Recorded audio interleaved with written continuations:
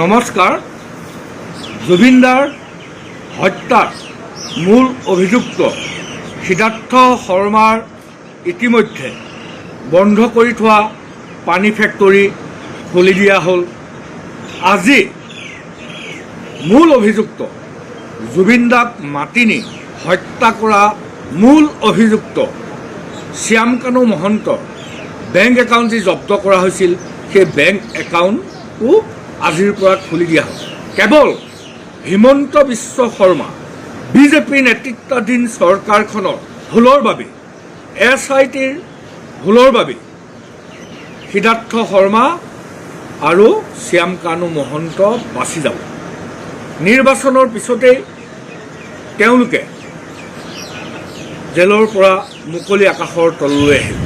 আমাৰ সকলোৰে শ্ৰদ্ধা অসমীয়া জাতিৰ হিয়াৰ আমঠু জুবিনদাৰ মৃত্যুৰ ন্যায় আমি নেপামগৈ। জুবিনদাৰ মৃত্যু হৈছিল ছিংগাপুৰত, কিন্তু জুবিনদাৰ মৃত্যুৰ তদন্ত কৰিছিল ক'ত? জুবিনদাই ৰাতি 12টাত 1টাত আহি ৰুটি খোৱা, পুৰি খোৱা, ঘুগনি খোৱা GMCৰ সন্মুখৰ কছাৰীদাৰ দোকানত। জুবিনদাৰ মৃত্যু য'ত হৈছিল, জুবিনদাৰ মৃত্যু হোৱাৰ সময়ত মৃত্যুৰ সৈতে জড়িত যিসকল ছিংগাপুৰৰ ব্যক্তি, তেওঁলোকক আজি তাৰিখলৈকে বিজেপি, RSS আৰু হিমন্ত বিশ্ব শৰ্মাই গ্ৰেপ্তাৰ কৰা আমি দেখা নেপালোঁ। সমগ্ৰ অসমবাসী ৰাইজে জুবিনদাৰ মৃত্যুৰ তদন্ত বিচাৰি ৰাজপথলৈ আহিব লাগিব আৰু হিমন্ত বিশ্ব শৰ্মা বিজেপি, RSS চৰকাৰখনৰ কলিজাটো কঁপাই দিব পাৰিব লাগিব। তেতিয়াহে আমি জুবিনদাৰ মৃত্যুৰ প্ৰকৃত ন্যায় পাবলৈ সক্ষম হ'ম।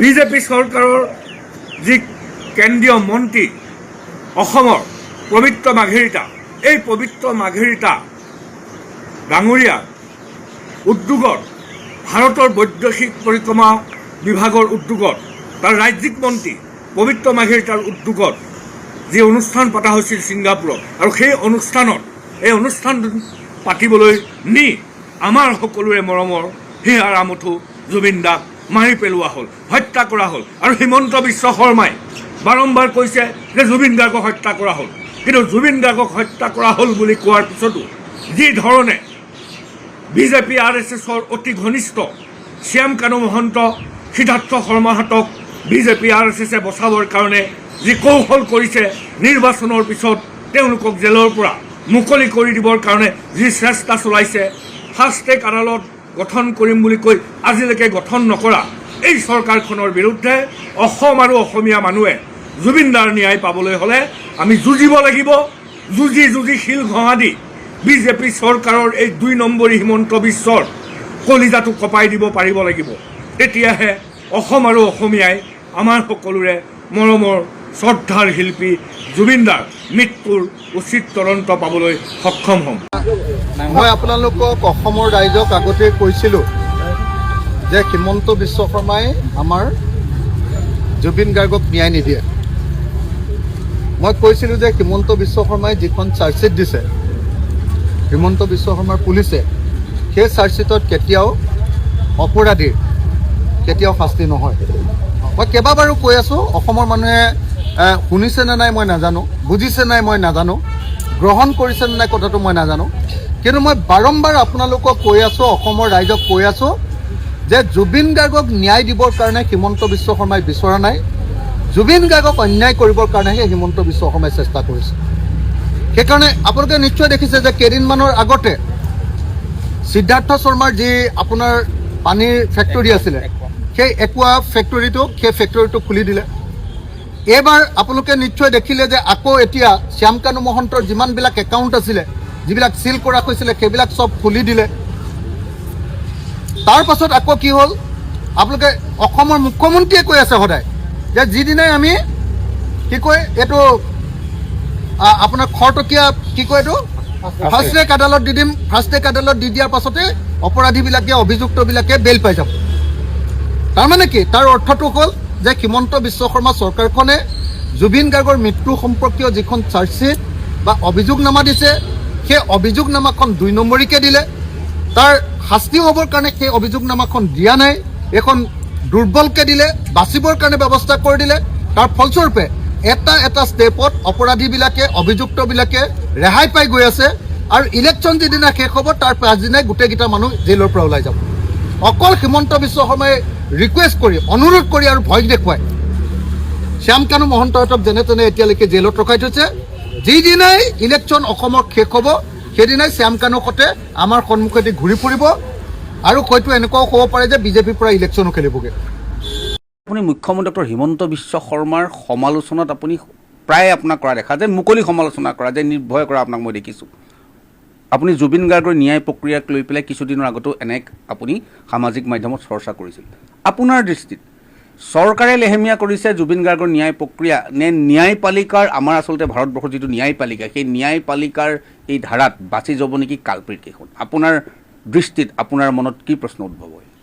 ইয়াৰ এটাই ভাষা থাকিব, এষাৰ ভাষা ক'ম, ৰক্ষকে ভক্ষক বুলি ক'ম। কাৰণ এই কাৰণে Zubeen Garg is the legend of the world. পৃথিৱীৰ শ্ৰেষ্ঠতা যিজন মানুহে চুব পাৰিছে, অসমৰ শ্ৰেষ্ঠতা যিজন মানুহে চুব পাৰিছে, 189 নেশ্যনে আজি আমাৰ অসম বুলি ক'লে অসমক টুইট কৰিলে জুবিন গাৰ্গ আছাম বুলি লেখা আহে, জাষ্টিছ ফৰ জুবিন গাৰ্গ আহে। আৰু সেই অসমৰ সেই জুবিন গাৰ্গৰ ন্যায় যেতিয়া 3500 পৃষ্ঠাৰ চাৰ্জশ্বিট যেতিয়া গভৰ্ণমেণ্টে দিব লগা হৈছে ন্যায়পালিকাক, তেতিয়াহ'লে ইয়াৰ যিটো সম্পূৰ্ণ দোষ ৰক্ষকে ভক্ষক বুলি ক'লোঁ। কাৰণ যিখন বৰ্তমানৰ চৰকাৰ, সেই চৰকাৰখনে বুজি ল'ব লাগে যে জুবিন গাৰ্গ এটা এনেকুৱা আত্মা, স্বৰ্গীয় আত্মা, যিটো আত্মাই আজি অসমৰ চিৰশ্ৰেষ্ঠ স্থানত আমাক অসমখনক চিৰযুগমীয়া কৰি তুলিলে। গতিকে ইয়াৰ ক্ষেত্ৰত যদি ন্যায়ৰ ক্ষেত্ৰত আহে, আপুনি যদি মোক ন্যায় বুলি সোধে, জুবিন গাৰ্গৰ ন্যায় এইখনত আচলতে চৰকাৰে জুইটো জ্বলাইছে। আৰু জুবিন গাৰ্গৰ ন্যায় হ'লে জুবিন গাৰ্গে নিজকে চিৰযুগমীয়া কৰিবলৈ সক্ষম আৰু লগতে অসমক চিৰযুগমীয়া কৰিবলৈ সক্ষম। গতিকে তেওঁক ন্যায় দিব পৰা সক্ষমতা কাৰো গাত নাই, কাৰণ তেওঁ নিজৰ ন্যায় নিজে কঢ়িয়াই আনিছে। আৰু নিজৰ ন্যায় কঢ়িয়াই অনাৰ কাৰণ এটাই, কাৰণ অসমক তেওঁ চিৰযুগমীয়া কৰিলে আৰু লগতে তেওঁক নিজক অমৰত্ব দিলে। তাতকৈ বেছি ন্যায় পৃথিৱীত কোনোৱে দিব নোৱাৰে, কাৰণ মৰাৰ পিছত ন্যায় বুলি কোনো ভাষা নাথাকে।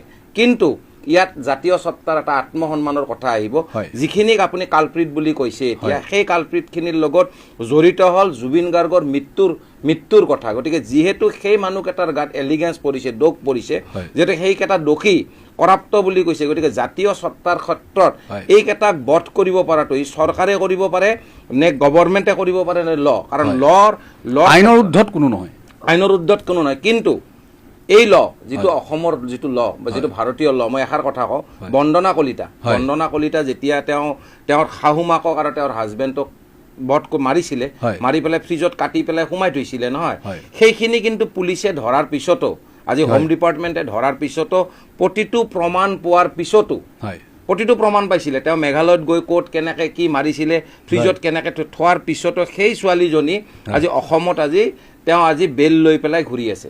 কাৰণটো কি? আই উইটনেছ নাছিলে। গতিকে এই যে জুবিন গাৰ্গৰ 3500 চাৰ্জশ্বিট দিলে, পৃষ্ঠাৰ চাৰ্জশ্বিট দিলে, কিন্তু ইয়াৰ কথাখিনি যিখিনি প্ৰৱাসী অসমীয়া আছিলে, য'ত ইয়ত আছিলে, ইয়তখন ডিটেইন কৰিলে জানো? নাই, তাত এটা শুনক, ইতিমধ্যে আমি যিহেতু ছিংগাপুৰৰ কথাটো ওলাইছে, আমি এইটো কথা কিন্তু স্বীকাৰ কৰিব লাগিব যে অসম চৰকাৰৰ ফালৰ পৰাই হওক বা অসমৰ কোনো এজন ব্যক্তিয়ে বা যাক আমি শক্তিশালী বা ৰাজনৈতিকভাৱে যদি আমি কওঁ যে যাৰ অলপ হ'লেও স্থিতি আন্তঃৰাষ্ট্ৰীয় মাধ্যমত আছে, তেওঁলোকে কিন্তু একো নকৰিলে। কিন্তু দুলু আহমেদ নামটো ল'ব লাগিব। ব্যক্তিগতভাৱে দুলু আহমেদৰ লগত মোৰ কোনো চিনা পৰিচয় নাই বা আমি তেখেতৰ ৰাজনৈতিক ব্যক্তি হিচাপেই জানো, কিন্তু দুলু আহমেদেই এজন ব্যক্তি যি কিন্তু ছিংগাপুৰত গৈ পেলাই FIR এখন অন্তত দিয়ালে।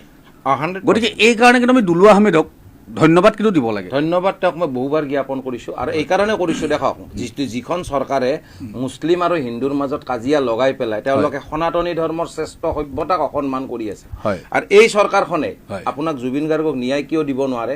কাৰণ যিখন চৰকাৰ হিন্দুত্ববাদী চৰকাৰ বুলি কয়, সনাতনী ধৰ্মৰ চৰকাৰ বুলি কয়, জয় শ্ৰীৰাম বুলি ধ্বনি দি পেলাই তেওঁলোকে গো মাংসত যিটো গো ব্যৱসায় বিশ্বত প্ৰথম স্থান চুলেগে।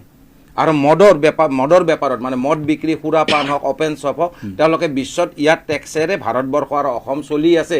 গতিকে সেনেকুৱা এখন মানে ভণ্ড হিন্দুত্ববাদী চৰকাৰ বুলি ক'ব লাগিব আৰু সনাতনী ধৰ্ম বুলি ক'লে ইয়াক উদাৰতা আৰু মৰমৰ স্থিতিৰে চাব লাগিব যিখাৰ জুবিন গাৰ্গে কৈছিলে আচলতে সেইটোকে কয় অৰিজিনেল সনাতনী ধৰ্ম সকলোকে আঁকোৱালি লৈ প্ৰতিটো জাতি ধৰ্ম বৰ্ণ নিৰ্বিশেষে যদি আমি সকলোৰে আত্মা চুব পাৰোঁ চৰাই নিচিনা চৰাই যেনেকৈ কোনোবা এটা জাগাত পৰিবৰ কাৰণে মছজিদ হওক মন্দিৰ হওক আৰু গুৰুদ্বাৰা হওক পৰিবৰ কাৰণে তেওঁ কাৰো অনুমতি ল'ব নালাগে অৰ্ডাৰ ল'ব নালাগে ঠিক তেনেদৰে মুক্ত হ'ব লাগে আৰু শান্তি বিৰাজমান হ'ব লাগে কিন্তু অসমত যিহেতু শান্তি বিৰাজমান কৰিব পৰা নাই গতিকে দুলু আহমেদ এই দুলু আহমেদৰ কথা কোৱাৰ কাৰণে মই এইখিনি কৈছোঁ কাৰণ দুলু আহমেদ তেওঁ মুছলমান কিন্তু মুছলমানৰ পিছতো তেওঁ আজি অসমৰ মানৱতা জাতীয়তাবাদৰ সন্মানত তেওঁ আজি ছিংগাপুৰত গৈ আজি এখন এফআইআৰ দিছে কাৰণ পৰিণাম যিয়ে নহওক লাগিলে তেওঁ নিজৰ দায়িত্বটো পালন কৰিছে জুবিন গাৰ্গৰ প্ৰতি তেখেতৰ দায়িত্ব পালন কৰিছে কিন্তু আৰু এইখিনিতে এটা কথা কলিতা ডাঙৰীয়া আপুনি চাব খুব আৱেগিক হৈছোঁ সেইদিনাখন মই যেতিয়া নিউজটো কৰি আছিলোঁ যে গৰিমা শইকীয়া ডাঙৰীয়ানে যেতিয়া কৈছে যে মই মানে গৰিমা শইকীয়া ডাঙৰীয়ানে যেতিয়া কৈছে জুবিন গাৰ্গৰ পত্নী যে মই আদালতলৈ অহা যোৱা কৰি পেলাই ভাগৰি পৰিছোঁ মোৰ সেই কথাটো মনত পৰিছে যে জুবিন গাৰ্গৰ দৰে অসমৰ নক্ষত্ৰৰ পত্নীৰ যদি এই অৱস্থা আপোনাৰ বা মোৰ গাঁৱৰ সেই সৰ্বসাধাৰণ মহিলাগৰাকী আদালতলৈ অহা যোৱা কৰাৰ কিমান কঠিন বা আইনী প্ৰক্ৰিয়াত ন্যায় পোৱাটো কিমান কঠিন আমাৰ এই ছিষ্টেমত জানো ক'ৰবাত ল' ফল্ট নাই এই ল' ফল্টতে জানো তেওঁলোক সাৰি যোৱাৰ উপক্ৰম হোৱা নাই কাৰণ ইতিমধ্যে বহুকেইজন অভিযুক্তই তেওঁলোকে আইনৰ কাষ চাপিছে তেওঁলোকে উকিল লৈছে গতিকে জুবিন গাৰ্গৰ ন্যায়টো মোৰ হিচাপত মোৰ ব্যক্তিগত মত ক'ৰবাত সীমিত হৈ গৈছে মোৰ ব্যক্তিগত আপুনি কি চিন্তা কৰে নিশ্চিতৰূপে তেওঁলোকে এতিয়া আল্টিমেটলি তেওঁলোকে দুদিন পিছতে হওক আজি ইলেকশ্যনৰ পিছতে হওক সেইকাৰণে ক'লো ৰক্ষকে ভক্ষ মই বাৰে বাৰে কওঁ হেমন্ত বিশ্ব শৰ্মাক এষাৰ ভাষা কওঁ মানে ভ্ৰষ্ট ব্ৰাহ্মণ এইকাৰণে কৈছোঁ যেতিয়া ভ্ৰষ্ট ব্ৰাহ্মণৰ সদায় নষ্ট চৰিত্ৰ আৰু এই চৰিত্ৰ যেতিয়ালৈকে থাকিব অসমত ন্যায় আৰু দ্বিতীয় কথা লয়ে ন্যায় দিব নোৱাৰে মই আপোনাক বন্দনা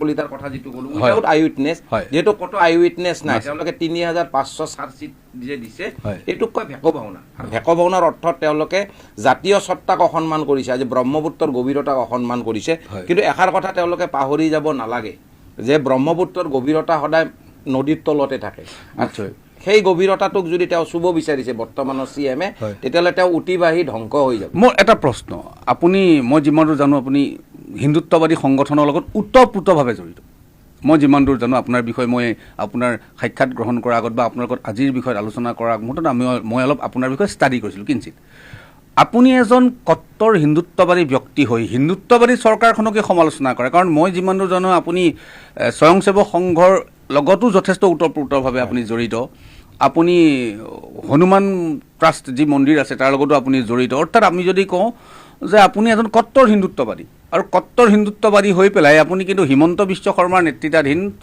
অসমৰ হিন্দুত্ববাদী চৰকাৰখনকে সমালোচনা কৰে অসন্তুষ্টি ক'ত হিমন্ত বিশ্ব শৰ্মা নে চৰকাৰখন চৰকাৰৰ ওপৰত যেতিয়া ভ্ৰষ্ট ব্ৰাহ্মণবোৰ আহিব মানে এটা কথা থাকে যিখন চৰকাৰে গো মাংসত যেতিয়া পৃথিৱীত প্ৰথম স্থান দখল কৰিলে ব্যৱসায়ত খুৰাপাইত যেতিয়া প্ৰথম স্থান দখল কৰিলে একৰ্ডিং টু সনাতনী ধৰ্মৰ শ্ৰেষ্ঠ সভ্যতা হ'ল হিন্দুত্ববাদ আৰু হিন্দুত্ববাদৰ পৰা যিবোৰ ভাগ হৈ যায় সেইবোৰ পন্থাত পৰে মুছলিম খ্ৰীষ্টিয়ানছ আজিকালি যিবোৰ সাই বাবা পূজা কৰে যিবোৰে নকৰক এইবোৰ হ'ল পন্থা গতিকে পন্থাৰ অৰ্থত যদি আপুনি শ্ৰেষ্ঠতা চুৱে প্ৰথম কথা হ'ল আপুনি সনাতনী হিন্দু যদি হ'ব লগা হয় আপুনি মাছ মাংস একো ভক্ষণ কৰিব নোৱাৰে কাৰণ তাতে মানৱতা আৰু উদাৰতা কাৰণ জীৱ হত্যা মহাপাপ এইখিনি যদি আপুনি ভুলখিনি যদি সকলো মানুহে কৰে সেইটো শুদ্ধ হৈ নাযায় আৰু শুদ্ধটো যদি এটা মানুহো নকৰে শুদ্ধটো সদায় শুদ্ধই হৈ থাকিব গতিকে অৰ্থপূৰ্ণ কথা এটাই যদি সনাতনী হিন্দু হ'ব লাগে ৰাতিপুৱাৰ মানে দিনৰ পোহৰত সূৰ্যৰ পোহৰত জয়াই অসম বুলি নকয় জয় শ্ৰীৰাম আৰু ভাৰত মাতা জয় কৈ যদি গধূলি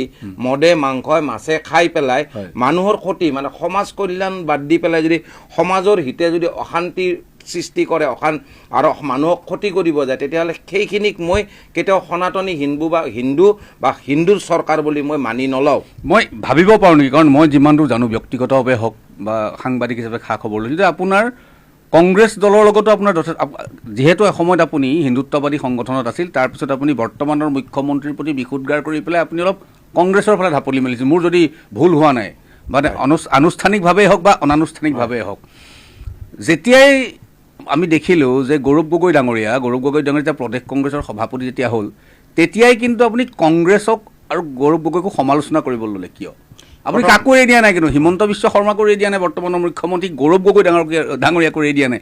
আপোনাৰ অসন্তুষ্টি কওক, গোটেই ছিষ্টেমটোত নে অসমৰ ৰাজনৈতিক পৰিৱেশটো? যিটো অসমৰ ৰাজনৈতিক পৰিৱেশ, প্ৰথম হ'ল জাতীয়তাবাদ। আমাৰ অসমৰ যিটো জয়া অসম ধ্বনি, সেইটো আমি চিৰযুগমীয়া কৰি ৰাখিব লাগিব, যিখিনি জুবিন গাৰ্গে কৰি থৈ গৈছিলে। আৰু সেইখিনিক বৰ অসম গঢ়িব হ'লে আপুনি সত্যতাৰ পক্ষে মাত দিব লাগিব।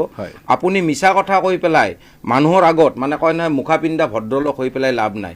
আজি গৌৰৱ গগৈ যেতিয়া আহিছিলে, তাৰ আগত মই যিটো আজি কংগ্ৰেছত জইন কৰি পেলাই কাম কৰিছোঁ, মই এজন মানুহ যিটো 56 ইয়াৰ্ছৰ পাছত ৰাজীৱ ভৱনত গদালৈ সোমাইছিলোঁ।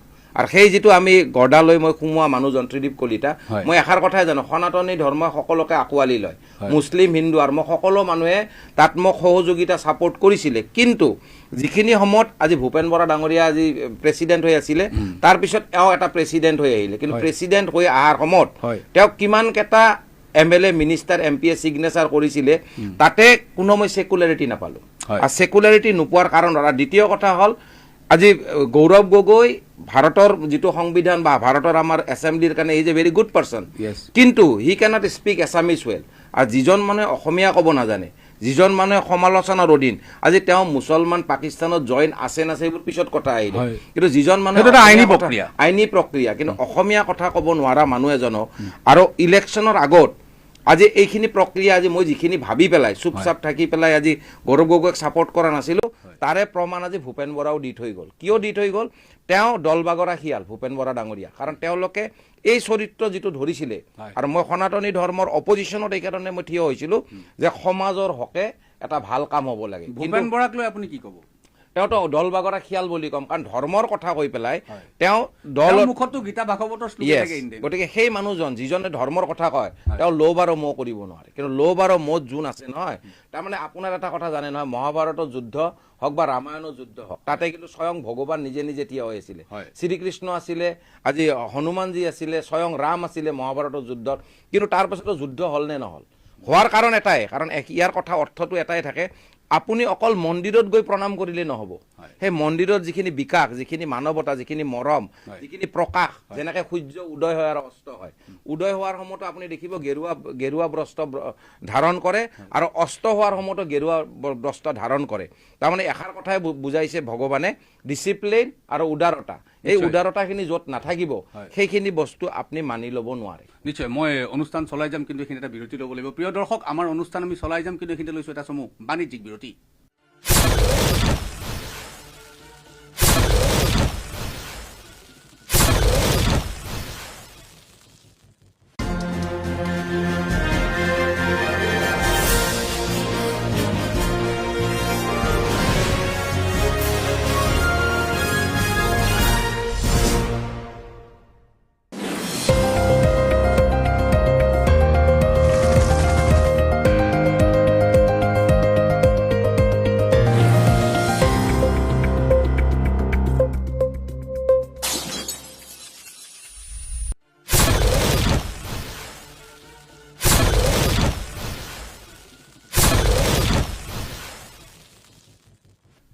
বিৰতিৰ পাছত পুনৰ স্বাগতম, আৰু আপোনালোকে চাই আছে নিউজ টাইম এনিৰ বিশেষ অনুষ্ঠান আজিৰ বিষয়। আৰু আজিৰ বিষয়ত আজি আমাৰ অতিথি ত্ৰিদীপ কলিতা। ত্ৰিদীপ কলিতা ডাঙৰীয়া সচেতন মহলে জানে, তেখেতে সামাজিক মাধ্যমক খুব স্পষ্টভাৱে সকলোকে সমালোচনা কৰে। কি ৰজাঘৰ, কি প্ৰজাঘৰ, কি শাসক, কি বিৰোধী, কাকো কিন্তু তেওঁ আজিলৈকে ৰক্ষা দিয়া নাই। আচল কথাটো মই ত্ৰিদীপ কলিতা ডাঙৰ আপোনাক সোধোঁ, ক'ৰবাত নহয় ক'ৰবাত নিৰ্বাচন খেলাৰ ইচ্ছা এটা আপোনাৰ মনতো হয়তো আছে, নহ'লে আপুনি শাসক বা বিৰোধী সকলোকে কিন্তু ইমান সমালোচনা নকৰে, যদি মোৰ ভুল হোৱা নাই। এষাৰ কথা থাকে নহয়, যদি আপুনি অসমৰ ৰক্ষণাবেক্ষণ দিব লাগে, আপোনাৰ সমাজৰ হকে 3,70,00,000 মানুহ, এই 3,70,00,000 মানুহৰ এইবাৰ মই বাৰে বাৰে কৈ আছোঁ, যিটো চৰকাৰে হওক, বিৰোধীয়ে হওক, শাসকে হওক, কিন্তু আজি এই যে বিৰোধী বা শাসকৰ লগত কোন যোগ আছে? AGP আছে। AGP কোন দল আছিল? জাতীয়তাবাদ দল আছিল। তেওঁলোকে জাতীয়তাবাদৰ চৰিত্ৰ আজি অসমে তেওঁলোকক পূজা কৰিছিলে, কিন্তু সেই বিৰোধী দলে আজি অসমৰ দল হৈ পেলাই আজি বিজেপিৰ লগত সহযোগিতা কৰিব লগা হৈছে। আৰু যিটো অসম মানে AGPয়ে অসমৰ মেৰুদণ্ড ভাঙিছিলে, অসমৰ যুৱচামৰ মেৰুদণ্ড ভাঙিছিলে। আজি প্ৰফুল্ল কুমাৰ মহন্তৰ কথা ক'লে, আজি দেখক প্ৰফুল্ল কুমাৰ মহন্তৰ কি অৱস্থা। তেওঁ লেইলেই চাইছে অৱস্থা। কাৰণটো কি, তেওঁ অসমৰ জাতীয়তাবাদক অসন্মান কৰিছে। তো সেইকাৰণে মই এইবাৰ এষাৰ কথা বাৰে বাৰে ক'ম, নিৰ্দলীয়তে যোনে নেখেলক, নিৰ্দলীয় খেলক লাগে যি খেলক, এই 3,70,00,000 জনগণে এই গভৰ্ণমেণ্টক বা আমাৰ ভাৰত গভৰ্ণমেণ্টক বুজাই দিব লাগে যে অসমৰ অস্তিত্ব স্বাভিমান আমাৰ জুবিন গাৰ্গৰ যেনেকৈ চিৰযুগমীয়া জুবিন গাৰ্গে যিখন অসম বিচাৰিছিলে, সেই অসমখন যেতিয়া আমি জুবিন গাৰ্গৰ হকে হওক বা অসমৰ হকে হওক আমি জাতীয়তাবাদ যেতিয়া চৰিত্ৰ ধৰি পেলাই এই অসমখন ধৰিব পাৰোঁ। আৰু ইয়াক লৈ যদি আমাৰ ৰাইজে কয় যে ৰাইজে ক'ব লাগিব, ৰাইজে ৰজা, যে আপুনি ইয়াক লৈ আপুনি নিৰ্বাচনত আহিব লাগিব, তেতিয়াহে মই নিৰ্বাচনত থিয় হ'ম। তাৰ আগত ৰাজনৈতিকভাৱে কোনোবা দলৰ লগত আপুনি এতিয়াও সক্ৰিয়ভাৱে জড়িত হৈ আছেনে? নাই, নিশ্চিত ৰূপে মই নাই সক্ৰিয়ভাৱে। এইকাৰণে নাই, মই ক'লোঁ যে আজি আমাৰ অসমৰ দলবোৰে, অসমৰ যিবোৰ ৰাজনৈতিক দল, তেওঁলোকে আলোচনাও কৰিব নাজানে, সমালোচনাও কৰিব নাজানে, আৰু তেওঁলোকে নিজৰ স্বাৰ্থ পূৰণ কৰিছে। কাৰণ তাৰে এটা ডাঙৰ প্ৰমাণ, ইমান ধৰ্মৰ কথা কোৱাৰ পিছতো আজি ভূপেন বৰা ডাঙৰীয়াই যাই পেলাই বিজেপিত জইন কৰিলে, যি বিজেপিয়ে গৌ মাংসত আজি শ্ৰেষ্ঠ স্থান লৈছে ব্যৱসায়ত, আৰু খুৰা পাই বিক্ৰীত শ্ৰেষ্ঠ স্থান লৈছে। সেনে এটা স্থানত যদি এজন ইমান ধৰ্মৰ কথা কোৱা মানুহ যাব পাৰে, তাৰমানে মই এই মানুহখিনিক যিখিনি প্ৰক্ৰিয়া আগত বুজি পাইছোঁ। আপুনি এই কথাখিনি ইতিমধ্যে ক'লে। অখিল গগৈ তেনে ৰাইজৰ দলৰ ক্ষেত্ৰত আপুনি অখিল গগৈ লৈ পেলাই আপুনি কি আশা কৰে? তেখেতটো এজন জাতীয়তাবাদী শিবিৰৰ পৰা কৰোঁ, কিন্তু তেওঁৰ ভাষা কথাত মাজতে মই কোনোবা এটা জাগাত সক্ৰিয় বা কোনোবা জাগাত মানে সেই গভীৰতাটো মই বিচাৰি নাপাওঁ। লুৰিণজ্যোতি গগৈ তেওঁৰ ভাষা কথাবোৰ ঠিকে আছে, কিন্তু সেই গভীৰতাটো চুব কাৰণে সেই মানুহ স্থানখিনি তেওঁ দিব পাৰিব লাগিব। জাতীয়তাবাদ মৰম থকা মানুহ, জাতীয়তাবাদৰ পৰিৱেশত থকা মানুহ, আৰু জাতীয়তাবাদক যোনে সন্মান কৰিব, সেই মানুহখিনিক তেওঁ সেই স্থানটো দিব পৰা নাই। বদৰুদ্দিন আজমল তেওঁ আজি যিখিনি তেওঁ জাগাৰ পৰা আজি গুচোৱা মানুহজনে UDFৰ মানুহখিনিক গুচোৱা মানুহখিনি আছিলে আজি ভূপেন বৰা ডাঙৰীয়া ধুবুৰীৰ পৰা, কিন্তু তেওঁ যিখিনি স্থানত আছে কোনোবা না কোনোবা এটা জাগাত তেওঁ ভাষা কথাৰ স্থানত তেওঁ আচলতে নিম্নগামী, যাৰ কাৰণে তেওঁক মই কেতিয়াও ছাপোৰ্ট কৰিব নোৱাৰোঁ। মই যিমান দূৰ গম পাওঁ আপুনি মূলতঃ গোৱালপাৰাৰ, আপুনি বংশানুক্ৰমে আপুনি গোৱালপাৰাৰ মানুহ, কিন্তু আপুনি বৰ্তমান গুৱাহাটীতে বিগত 40 বছৰ ধৰি পেলাই আপুনি আছে, অৰ্থাৎ আপুনি গোৱালপাৰাৰ প্ৰতি আপোনাৰ এটা টান আছে। নিশ্চিত। আৰু গোৱালপাৰা বুলি ক'লে আমি গোৱালপৰীয়া সংগীতৰ কথা সদায় আমাৰ মনত পৰে। শেহতীয়াকৈ মই যেতিয়া যাওঁ, মই নামনি অসম, উজনি অসম, বৰাক ভেলী যেতিয়া ভ্ৰমণ কৰোঁ, কিছু কিছু ঠাইত যেতিয়া জনগাঁথনিৰ ব্যাপক হাৰত মানে সলনি হৈছে, খিলঞ্জীয়াৰ অস্তিত্ব যেতিয়া নাইকিয়া হৈছে, ইয়াত মই আপোনাৰ ধৰ্মৰ ভিত্তিক কথাটো কোৱা নাই। আমি বাংলাদেশী বুলি ক'বলৈ গ'লে মোৰ কাৰণে হিন্দু বাংলাদেশীও বাংলাদেশী, মুছলমান বাংলাদেশীও বাংলাদেশী, আৰু হিন্দু বাংলাদেশী আৰু মুছলমান বাংলাদেশীয়ে যিদিনাখনি একগোট হৈ পেলাই অসমৰ তেওঁলোকৰ ভাষা, প্ৰথম ভাষা বাংলা বুলি ক'ব, আমি কিন্তু দ্বিতীয় শ্ৰেণীত যাবলৈ আমি ৰেডি হৈ আছোঁ বা থাকিব লাগিব। কাৰণ জনগাঁথনিকভাৱে কোনোবাই মুছলিম কোনোবা হিন্দু সেইটো আমি ক'ব যোৱা নাই, ভাষিকভাৱে কিন্তু তেওঁলোক বাংলাভাষী। গতিকে এই যে জনগাঁথনি সলনি হোৱাৰ ক্ষেত্ৰত অকল নামনি অসম, মধ্য অসমতে নহয়, উজনি অসমত তাৰ প্ৰভাৱ পৰিছে, বৰাক ভেলীতো পৰিছে। এই ক্ষেত্ৰত আপোনাৰ দৃষ্টিত জনসাধাৰণৰ মাজত কেনেদৰে জনমত গঠন কৰিব লাগে? কাৰণ আন্দোলন কৰি তোলা হোৱা নাই। ইয়াৰ কথা মই এষাৰে ক'লোঁ, যিটো বৰ্তমানৰ গভৰ্ণমেণ্ট, সেই গভৰ্ণমেণ্টটো জাতীয়তাবাদত আনিব লাগে, আৰু জাতীয়তা প্ৰেম থকা প্ৰতিজন মানুহে MLA মিনিষ্টাৰ খেলক, আৰু সেই মানুহখিনিয়ে পইচাৰ ভিত্তিত তেওঁলোকক বিক্ৰী কৰিব নালাগে। কাৰণ দেখক, পলিটিকেল এক্টিভিটিজ কৰিলে আজি এইটোক বিশ্বক ৰিপ্ৰেজেণ্ট কৰিব পাৰিম, NGOত ৰিপ্ৰেজেণ্ট কৰিব পাৰিম, আমি আজি পৃথিৱীত আমি ক'ব পাৰিম। WHOকে হওক বা য'তে নহওক আমি কথাষাৰ প্ৰকাশ কৰি যেতিয়া আহিব, তেতিয়াহে অসমৰ যিটো আমাৰ যিটো জাতীয়তাবাদৰ স্বাৰ্থ সেইটো ৰক্ষা হ'ব। কাৰণ আপুনি যিখিনি ভাষাৰ কথা কৈছে, কাৰণ তেওঁলোকে যিটো যেনেকৈ কাশ্মীৰত কাশ্মীৰী পণ্ডিতবোৰ আজি খেদা খালে, কিন্তু খেদাৰ অৰ্থত তেওঁলোকৰ ত্ৰিপুৰী অস্তিত্ব বিপন্ন। য়েছ, আৰু তেওঁলোকৰ আজি আপুনি যিটো কথা ক'লে ইফালৰ শিলচৰৰ কথা, তাত আপুনি অসমীয়া লিখিব নোৱাৰে। এই অস্তিত্ববোৰ বৰ্তমান কোনে কৰি আছে? এই যিটো বৰ্তমানৰ গভৰ্ণমেণ্ট, যিবোৰে ইয়াতে MLA মিনিষ্টাৰ হৈছে, তেওঁলোকে আচলতে মই বুঢ়া শিয়াল বুলি কওঁ। আৰু এই শিয়ালবোৰে যেতিয়ালৈকে থাকিব, নিজৰ স্বাৰ্থত যেতিয়ালৈকে কাম কৰিব, নিজৰ ধন সম্পত্তি গঢ়াটা নিজৰ মোহত যেতিয়া থাকিব, তেতিয়াহ'লে অসমত দিনে দিনে আপুনি লুপ্তগামী হ'ব। যিষাৰ কথা ভগনীয়া কথা আজি ভূপেন হাজৰিকাদেও 35 বছৰ আগতে কৈ গৈছিল, নিজক নিচিনিলে অসম ভগনীয়া হ'ব। মই আপোনাক একদম এটা কথা সুধিছোঁ যে হিমন্ত বিশ্ব শৰ্মা ডাঙৰীয়াৰ কথা গম পালোঁ, মই দুজন মুখ্যমন্ত্ৰীৰ কথা ক'ম আপোনাক। আপোনাৰ দৃষ্টিত কোনজন আপোনাৰ দৃষ্টিত শ্ৰেষ্ঠ, প্ৰয়াত তৰুণ গগৈ ডাঙৰীয়া নে সৰ্বানন্দ সোণোৱাল? তৰুণ গগৈ ডাঙৰীয়া তেওঁ জাতীয়তাবাদত মৰম থকা মানুহ আছিলে, আৰু তেওঁ যথেষ্ট সন্মান আৰু জয়াই অসমৰ অস্তিত্ব স্বাভিমান তেওঁ সদায় ধৰি ৰাখিছিলে, আৰু ধৰাৰ কাৰণে হয়তো তেওঁ আজি 15টা বছৰ, আৰু তেওঁক ক্ষতি কৰা মানুহজনে কিন্তু হেমন্ত বিশ্ব শৰ্মা। তেওঁক বিশ্বাস কৰিছিলে। মানুহে যদি মানুহক বিশ্বাস নকৰে, তেতিয়াহ'লে দানৱক্ত কৰিব নোৱাৰে। সংবাদ মাধ্যমত কৈ থৈ য়েছ, সেই মানুহজন যিজন মানুহক তেওঁ বিশ্বাস, আজি দেখক কংগ্ৰেছ ধ্বংস কৰা মানুহকেইটা কোনকেইটা? প্ৰথম আপোনাৰ গুৰিতে আছে হেমন্ত বিশ্ব শৰ্মা, কিন্তু সেই কংগ্ৰেছক ধ্বংস কৰি বিজেপিত অহাৰ পিছত আজি যিটো অৱস্থা অসমবাসীৰ কৰিছে, 3,000 কোটি টকা লোন, কথাটো 3,000ৰ ওপৰত লোন, তাৰ উপৰি অসমৰ অস্তিত্ব স্বাভিমান প্ৰতিটো অনা অসমীয়াক দিছে। দীঘলী পুখুৰী তেওঁলোকে অনা অসমীয়াক 35 লাখ টকাত বিক্ৰী কৰিছে। অসমীয়া স্কুল 9,000 স্কুল বন্ধ হৈ গ'ল, কিন্তু তেওঁলোকৰ নিজৰ বংশগত ৱাইফৰ নামতে হওক বেলেগতে তেওঁলোকে পাৰ্চনেল স্কুল খুলিছে। আজি গল্ডেন থ্ৰেড হওক যিমানবোৰ বস্তু তেওঁলোকৰ বংশগত নহয় জানো? কাৰণ বংশটো বংশই ন, বংশটোতো বেলেগৰ নহয়। গতিকে সেই বস্তুবোৰত তেওঁলোকে দেখিব আপুনি লাজ নকৰে ক'লে, কাৰণ এইকাৰণে নকৰে তেওঁলোকৰ অকল টকাৰ লোভ। আৰু সেনেকুৱা প্ৰতিটো মানুহক যাওঁ, অশোক সিংঘাল, মই যোৱাকালি তেওঁৰ কথা শুনিছোঁ, হিন্দু মুছলিমক লৈ কথা হয়, কিন্তু এষাৰ কথা তেওঁ জানিব লাগে, যদি তেওঁ প্ৰকৃত সনাতনী হিন্দু হয় আজি হেমন্ত বিশ্ব শৰ্মা, তেতিয়াহ'লে পন্থাক তেওঁ কেতিয়াও গালি পাৰিব নোৱাৰে। প্ৰথা সদায় শ্ৰেষ্ঠতাক যদি চুব লাগে, জয় আই অসমৰ ধ্বনিৰ জৰিয়তে আমাৰ ভাৰত মাতা জয় হওক আৰু আমাৰ জয় শ্ৰীৰাম হওক, জয় শ্ৰীৰাম নহয় আচলতে জয় সীতাৰাম, জয় শ্ৰীৰামৰ জয় সিয়াৰাম বা জয় সীতাৰাম। আপুনি যদি জয় সিয়াৰাম কয় তাৰমানে আপুনি মোক সম্ভাষণ জনাইছে, আৰু জয় শ্ৰীৰাম মানে I am going to action for you, মানে আপোনাৰ লগত মই যুদ্ধৰ কাৰণে ৰাজি আছোঁ। গতিকে এই যিটো চৰিত্ৰ, এই চৰিত্ৰটোত কোনোবা এটা জাগাত আমাৰ যদি জাতীয়তাবাদ ধৰিব লগা হয়, চৰকাৰ যেনেকৈ AGP আমাক ঠগালে, আমাৰ যুৱচামৰ অসমীয়া যুৱচামৰ মেৰুদণ্ড ভাঙিলে, ঠিক তেনেদৰে এতিয়া নতুন যুৱচাম কওঁ আপোনাক, কাৰণ AGP আমাক ঠগালে অসম আন্দোলনৰ পাছত, সেইটো আমি ক'ব লাগিব। কাৰণ AGPৰ সেই দিনকেইটা আমাৰ মনত আছে, আমাৰ দেউতাহঁতে যেতিয়া মাহ দিন ধৰি তেতিয়া দৰমহা নাপাইছিল, আমাৰ চলিবলৈ কি অৱস্থা আছিল পিছৰটো টাৰ্মত।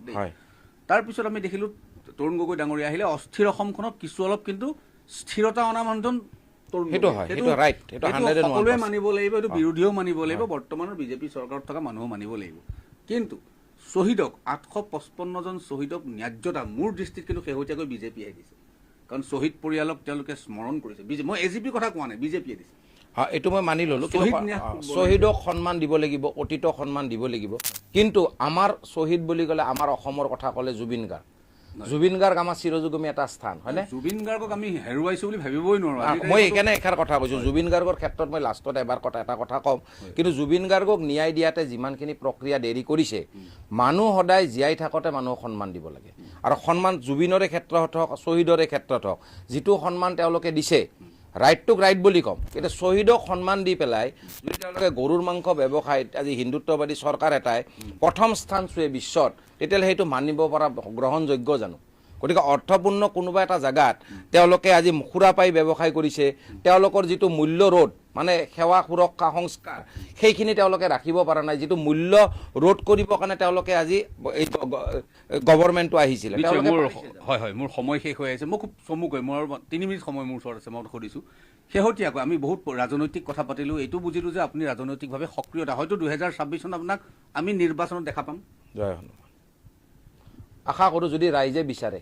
হয়, তেনেহ'লে প্ৰথম কথা, ত্ৰিদীপ কলিতা ডাঙৰীয়াক এইবাৰ কোনোবা ৰাজনৈতিক দলে হওক বা নিৰ্দলীয়ভাৱে হওক, কিন্তু ৰাজনৈতিক পথাৰত অৰ্থাৎ নিৰ্বাচনৰ পথাৰত দেখাটো প্ৰায় খাটাং। এয়া কিন্তু নিউজ টাইম NAৰ কেমেৰাৰ আগত তেখেতে নিজৰ তেওঁৰ যি এটা ষ্টাইল, তেওঁৰ যাতে শৈলী, সেই শৈলীত কিন্তু তেওঁ প্ৰকাশ কৰিলে। মোৰ দ্বিতীয়টো প্ৰশ্ন, জুবিনদাৰ ন্যায়ৰ ক্ষেত্ৰত আপোনাৰ দৃষ্টিত প্ৰথম কৰিবলগীয়া কামটো কি?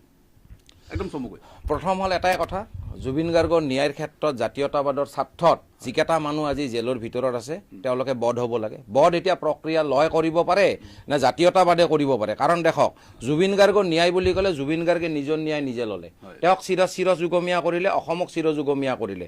আৰু যিটো চৰকাৰে আজি ৰক্ষকে ভক্ষক, তেওঁ জুই যেনেকৈ এইটো জুইটো উমি জ্বলাই দিলে, 3,500 চাৰ্জশ্বিট দি পেলাই, কিন্তু এষাৰ কথা চৰকাৰক, অসমবাসীক এষাৰ কথাই কওঁ, জুই কিন্তু উমি জ্বলে। আৰু এই যে জুই জ্বলিছে,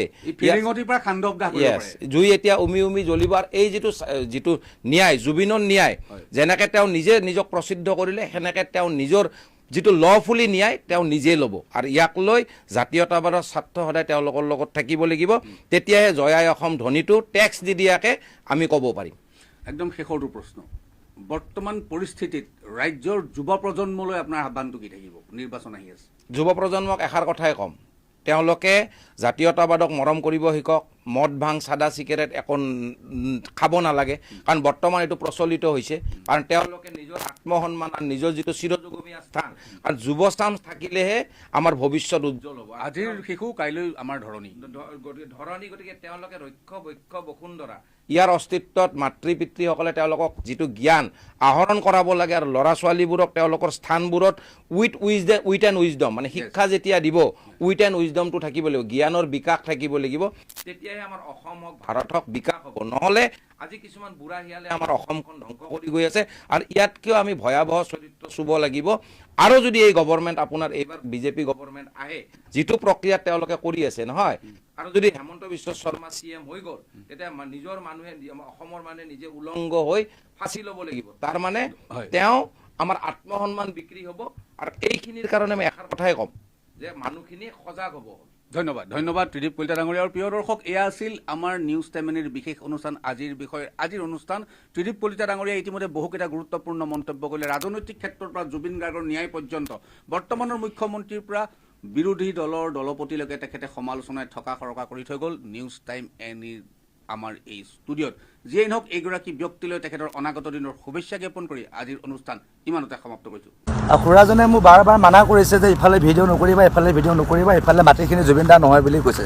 আমিতো সেইটো নাজানো, কাৰ মাটি কোন ডোখৰত হয় নাজানো। হয়, এতিয়া খুৰাই কৈ আছে, খুৰা ইফালে ভিডিঅ' বনাব কোনে মানা কৰিছে? এইটো আমাৰ এইটোত কোনে কৈছে মানা? আমাৰ ছাৰে কৰিছে। কোন ছাৰ এজন? এইটো আমাৰ মনোজ জালাল। মনোজ জালান। আচ্ছা, এই মনোজ জালান নে কোন হয় বোলে? তেওঁৰ ইফালে মাটি ন তেওঁখিনি। আচ্ছা, এইটোৱে সীমা ন? এইটো সীমা জুবিন দাৰ ক্ষেত্ৰখন আপোনালোকে ভাবিছিলে আগতে চাগে এইডোখৰ জেগা মানে জুবিন দাৰ ক্ষেত্ৰখন হ'ব বুলি ভাবিছিলে, কিন্তু নহয়। মই তাতে ভিডিঅ' বনাব গৈছিলোঁ, যিহেতুকে তাতে গিটি আৰু বালু পৰি আছে, আৰু তাতে মানে এই খুৰাজন চিকিউৰিটি হয় বাৰু, তেওঁ মানে তেওঁ চিকিউৰিটি দায়িত্বত আছে, আৰু তেওঁ মোক কৈছে কি এইফালে ভিডিঅ' নবনাবা, এইফালে ভিডিঅ' বনাই এলাউড নাই, কাৰণ জুবিন দাৰ মাটি সীমা বুলি এইখিনিৰ পৰা আছে বুলি কৈছে এই খুৰাজনে কৈ আছে যিহেতুকে। আৰু আপোনালোকে চাগে মোৰ ভিডিঅ' সদায় পায়ে থাকে জুবিন দাৰ ক্ষেত্ৰৰ পৰা, সদায় পাই থাকে, সদায় দি থাকোঁ।